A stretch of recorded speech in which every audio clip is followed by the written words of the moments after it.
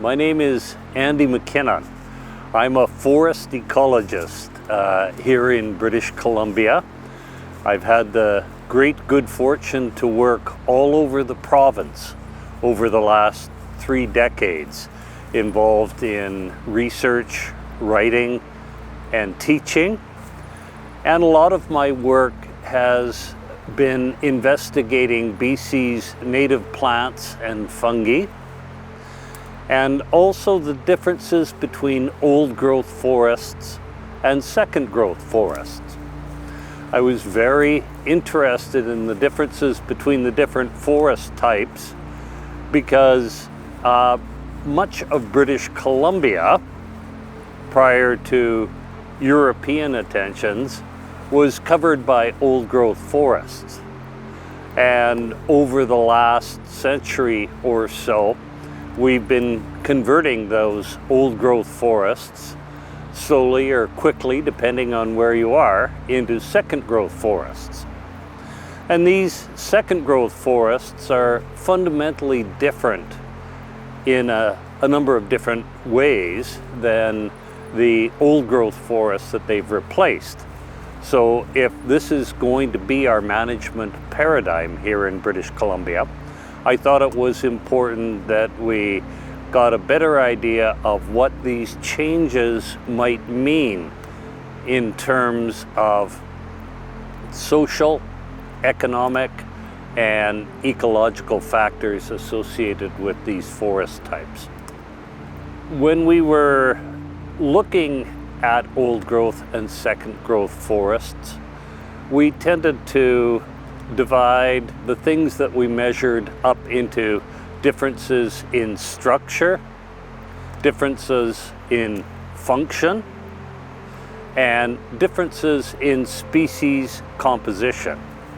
When we talk about differences in structure, we're talking about differences in both the horizontal and the vertical structure of these forests. When we talk about function, we're looking at how energy and nutrients are cycled through these forests, both above and below ground. And when we talk about composition, we're fundamentally interested in who lives in these forests.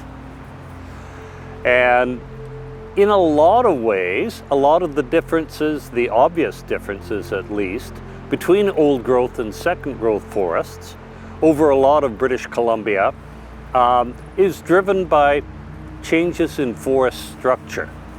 So if we're in an old growth forest, over most of British Columbia, and especially here on the coast, these forests will be a real mix of big trees and small trees, live trees and dead trees, representing a number of different species.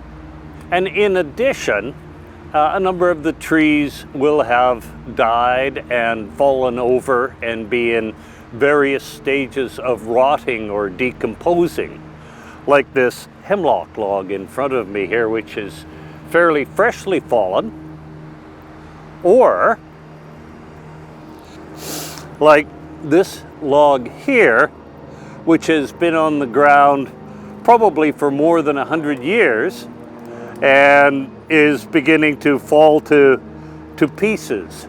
And obviously these are different sorts of habitats that support different sorts of organisms and provide different ecological benefits to the forest.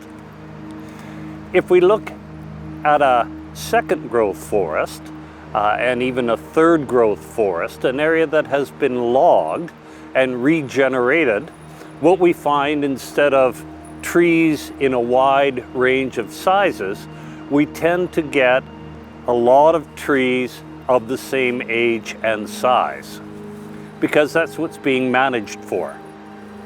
If you're trying to grow trees for their timber value, the best management strategy is probably to have a stand of a whole bunch of trees, all of which are alive, all of which are about the same age and size. it's easier to manage for, and it produces a more uniform product for your mill when you come to log it again in 50 or 70 years or whatever your rotation age is. There's no allowance for live and dead trees. It's not necessarily advantageous to have a mix of different tree species in the forest. And certainly you hope that all of those trees will be alive at the end of the rotation when you come back to cut them again. So there's no source of future logs like this to provide habitat and all the other ecological values that we associate with logs in a forest.